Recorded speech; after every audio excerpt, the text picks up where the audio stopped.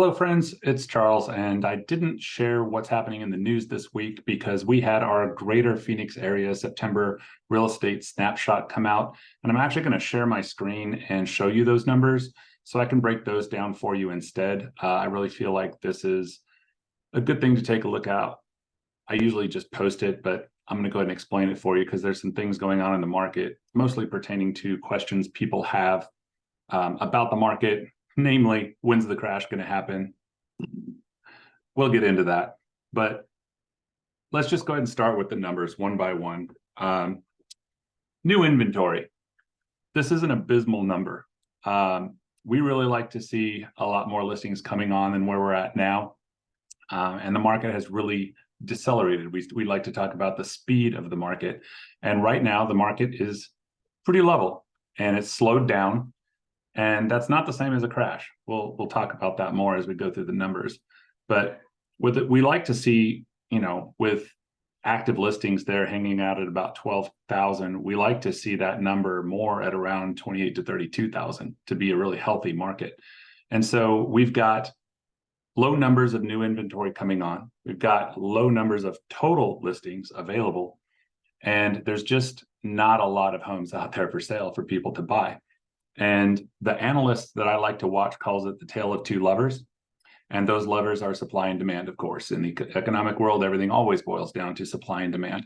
Now, these supply numbers and inventory have come way down, but so has demand due to rates.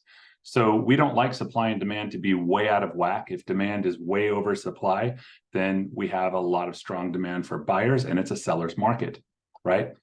If we have supply way over demand and there's too much inventory, now we have a strong seller's market. So we don't like those numbers to be way out of whack.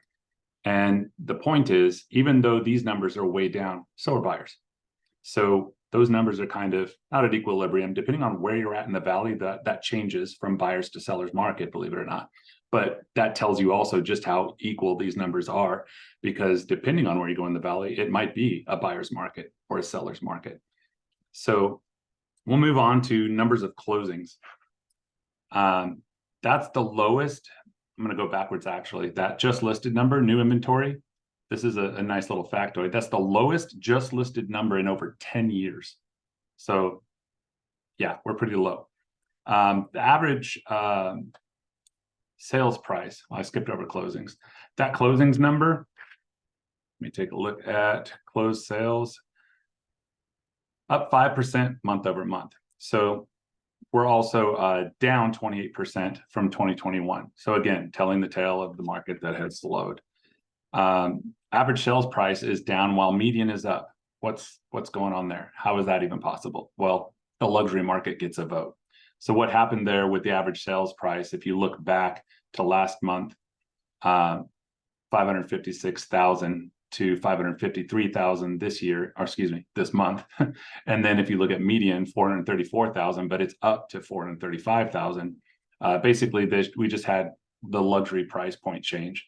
So the median is a better price point to look at overall because the luxury market tends to skew the average sales price. So looking at the median sales price last year, you can see we're still depressed a little bit from this time last year where it was 445,000. And it's currently sitting at 435,000. So for all of you that have been asking, when is real estate going to be on sale? What does that tell you? Real estate's on sale right now. Like right now. It dipped going through the beginning of the year, and it has been climbing and recovering ever since. And so if you wanted the most on sale home you could get, you missed it in about February.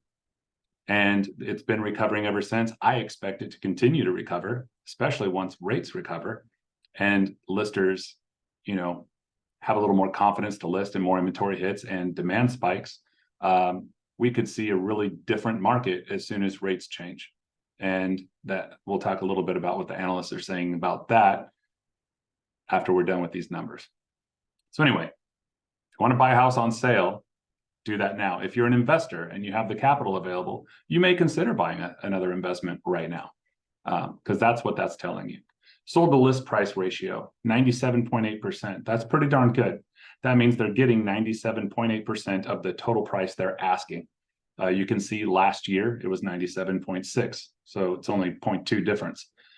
That's down a little bit from last month, 98.3. 78.7 listing success rate. This is the number of listings that are successful on the market. You can see last year it was 69.2. So we're actually having a lot more success. And I believe this has to do with limited inventory, right? If the buyers still need, those buyers that still absolutely need a home and are buying are going to buy what's available. And there's less available, so we're going to have a higher listing success rate. That's just common sense. Let's look at months of supply and inventory. Now, that's confusing because the way they have it shown here, supply of inventory is two different things. Inventory is an annualized number and supply is a month-over-month number. So when we look at that on my stat sheet here, we look at supply as being 1.9 to 2.2 months right now, and inventory being 55 to 60 days. It's measured in days versus months. They're pretty equal right now, as you can see, 50 to 60 days versus 1.9 to 2.2 months. And that's because they've been coming together because the market has been so steady so long. This time last year, those numbers were quite different. Moving on to average days on market. 57 days on market currently. It was 40 days last year. Not too terrible. You can still sell your house in under a month. Now, these are Maricopa-wide average numbers, of course, and it varies location to location, of course. But as an average number, selling your house in less than a month is pretty darn good. We're in a seller's market right now, overall, for sure. Couple more factoids. Let me take a look at here. The fallout rate. Fallout rate is basically how many homes went under contract and didn't make it to closing. That number has dropped from 25% down to 20%. And it may be mind-blowing for you to believe that even 20% seems like a really high number, but that's pretty normal. We have quite a bit of fallout in this market like this. And so to see that drop from 25% to 20% is a good thing. We're seeing less homes fall out and seeing more homes make it all the way to the finish line and closing. Now, I'm going to revisit my earlier statement about the crash. Everybody wants prices to drop because of course they do. Affordability has been hurt by rates. And the natural thought is that if prices drop, I can afford a home. What we should really be asking for or praying for, however you want to look at it, is for rates to drop, because rates have a much more dramatic effect on price and affordability. And by that, I mean monthly price out of your pocket, than price does. And so that's how, over the last couple of years, while we've had record price increases, that people have still been able to afford homes, because we also had rates falling all the way down to 2.8 to 3.5% for a lot of people. So as soon as rates came up, affordability was impacted. And that leaves us saying, how is this sustainable? What's going to happen? Well, as you can see, prices did correct a little bit, but that didn't help affordability, not with rates at 7 to 7.3, 7.5%. And so what the analysts are saying is we should see rates drop because the core CPI has come down, joblessness has gone up. I know it kind of sucks that we measure success by joblessness, but that's how economists in our system measure it. And so unfortunately, the jobs report was a little bit better than they'd hoped for. And in my opinion, that's not a bad thing. I like people to be employed. But yeah, joblessness did go up a little bit. Core inflation is down. The goods on the shelves are a lot more expensive than they used to be. And unfortunately, what we're seeing is credit card debt is spiking. There's been a huge spike on the credit card debt graph. Banks are tightening credit, especially in the commercial sector. You're seeing a lot of projects being shut down completely because all of their funding was just they were cut off at the knees. And this is all uncertainty due to where's the market going to go? Well, as it pertains to the residential real estate market, I've got some factoids for you there as well that should boost your confidence that there's not going to be a huge crash. Couple more things on the economy. Consumer spending is down. Obviously, if we're living off our credit cards, we're not going to spend as much. And what they're predicting is a soft recession. And Gary Keller likened it to a rolling recession, meaning this recession isn't going to hit the whole economy with a hammer all at once. It's going to roll through sectors of the economy. And right now it's rolling through anybody who's service-based. And that may change going forward. But a soft recession. They're also calling it the employed recession, where people are keeping their jobs, but they've changed rates so much and the availability of money has been affected enough that they are seeing the core CPI go down, and hopefully we'll see a recovery. Unfortunately, that recovery is looking at about 2 to 3 years, according to the analysts. Now, when will rates drop? The analysts are saying that we should see them recover modestly. We're never going to see below 3% again in our lifetime, I believe. But they're looking at maybe 5 to 5.5 by the fall, they're saying, or early next year. So we're right on the cusp of rates falling, according to the analysts. I'll give you the Charlie Dine opinion. I don't trust it. I don't believe it. I don't know. Rates went up just as fast as they did. So I guess I could believe that they could go down just as fast. They've made a lot of adjustments at the Fed and the availability of money with those rate increases, which doesn't directly affect mortgage rates. But it's hard to believe that they're going to go from 7 to 5.5 in just a few months. The only thing we can do is wait and see. Now, living like we're living, I'm going to end by addressing the concerns about a real estate market crash. Here's why I don't believe that we're going to see a crash. We have the most qualified buyers in history.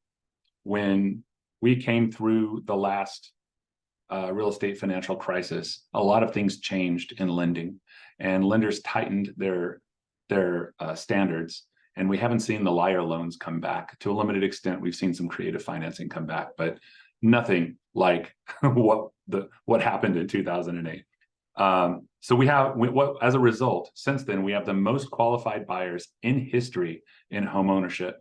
Those qualified buyers are sitting on the largest nest egg of equity in history. The rental market nationally has remained very strong because we have more household formation. Now, while they can't afford their own roofs, they do need a place to live. So the rental market has remained strong. So what that means for homeowners is if a homeowner does get into trouble, they can lean on their equity, number one. If they can't lean on their equity, they could just move out and rent their home and not lose it, number two, because the rental market's strong. What about the delinquencies? You may watch YouTube, you may see these, sorry, I call it like it is, these idiots saying that there's going to be a wave of foreclosures. Delinquencies are at an all-time low. Repeat that again, an all-time low. In our megatropolis here of Phoenix, with almost 7 million people that live here, guess how many, we call them distressed properties. Guess how many distressed properties were available on the market, or reported rather, this month? 11. There were 11 of them. So given the factors that I just mentioned, the all-time low number of distressed properties we already have, and I believe that's a manifestation of what I just mentioned, I'd like to see the data they're looking at that says that we're going to have a wave of foreclosures. I just don't see it. And if you have questions about that, I'm happy to talk about it. If you have insight into it, I'd be happy to talk about it. But yeah, with delinquencies at an all-time low, like since the 80s low, that's that's just crazy. Anyway, that's my take. Those are the numbers. I will post this again in my feed, of course, so you can look at the snapshot as well. If you have any questions at all, feel free to reach out. I do stay on top of the market. Every single month I attend our market update where we get these market factoids from our office. Take a lot of copious notes on my sheet. And if you'd like me to share that with you, I'm happy to. I'm happy to break down the factoids and send that to you as well. Anyway, I hope you have a wonderful rest of your weekend. Happy Sunday, and I will talk to y'all soon.